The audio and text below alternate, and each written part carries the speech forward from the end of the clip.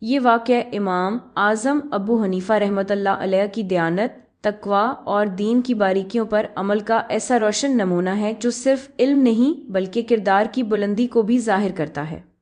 تجارت میں دیانت داری۔ امام ابو حنیفہ رحمۃ اللہ علیہ نہ صرف عظیم فقیہ تھے بلکہ ایک کامیاب تاجر بھی تھے۔ ان کا کپڑوں کا کاروبار تھا اور وہ ہمیشہ اس میں ایمان داری، انصاف اور شفافیت کو مقدم رکھتے تھے۔ ایک مرتبہ آپ رحمۃ اللہ علیہ نے کپڑوں کا سودا کیا۔ کپڑوں میں معمولی سا نقص تھا جو عام نظر سے چھپ سکتا تھا، مگر آپ نے خریدار کو واضح طور پر نقص بتا دیا۔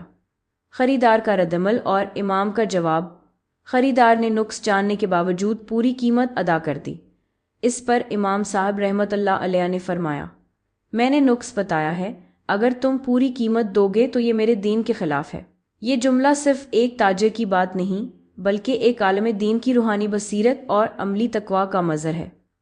نقصان برداشت مگر اصول نہیں چھوڑے۔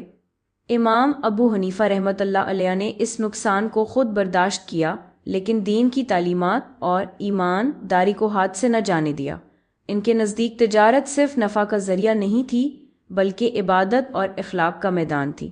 سبق: دیانت داری صرف عبادت گاہوں میں نہیں بلکہ بازاروں میں بھی ہونی چاہیے۔ نقص بتانا، حق ادا کرنا اور اصولوں پر قائم رہنا ہی سچے مسلمان کی پہچان ہے۔ امام ابو حنیفہ رحمۃ اللہ علیہ کا یہ عمل ہمیں سکھاتا ہے کہ دین صرف نماز و روزہ کا نام نہیں بلکہ ہر معاملے میں اللہ کی رضا کو مقدم رکھنا ہے۔ اگر ویڈیو اچھی لگی ہو تو ایک لائک ضرور کر دینا۔ مزید اچھی ویڈیوز کے لیے چینل کو فالو کر لو۔